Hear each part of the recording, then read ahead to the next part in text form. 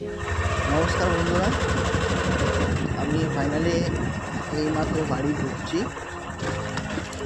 আর একটু লেট হয়েছে ওনার বেরোতে। যাই হোক, 5 ঘন্টা ম্যানেজ করা যায়, সেটা নিয়ে কোনো আমার গাড়িটাও রেস্ট হয়ে গেল, আমি রেস্ট করে নিলাম, করে নিলাম।